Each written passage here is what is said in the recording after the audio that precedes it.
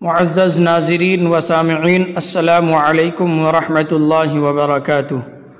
آج ہم بھارت کے جری و بے باک عالم دین، آل انڈیا مسلم پرسنل لا بورڈ کے جنرل سیکریٹری اور مشہور اسلامی اسکالر حضرت مولانا سید ولی رحمانی رحمہ اللہ تعالی کے مختصر حالات بتائیں گے۔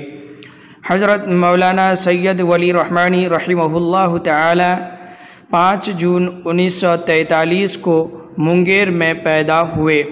حضرت مولانا سید ولی رحمانی رحمہ اللہ تعالی 1974 عیسوی سے 1996 عیسوی تک بہار قانون ساز کونسل کے ارکان کی حیثیت سے خدمات انجام دیے۔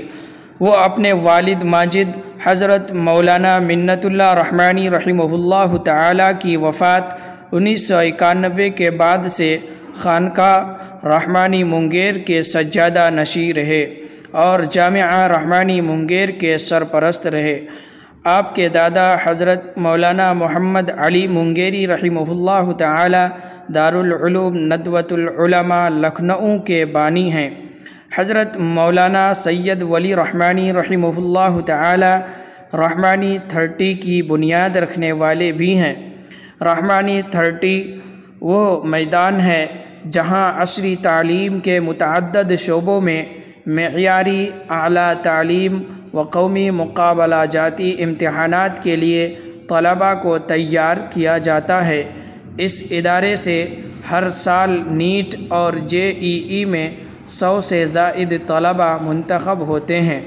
امت مسلمہ کے ہر درد کی دوا اور ایوان باطل میں زلزلہ برپا کرنے والے نڈر جری قائد و رہنما حضرت مولانا ولی رحمانی رحمہ اللہ تعالی اب ہمارے درمیان نہیں رہے۔ حضرت مولانا سید ولی رحمانی رحمہ اللہ تعالی 3 اپریل 2021 کو اپنے مالک حقیقی سے جا ملے۔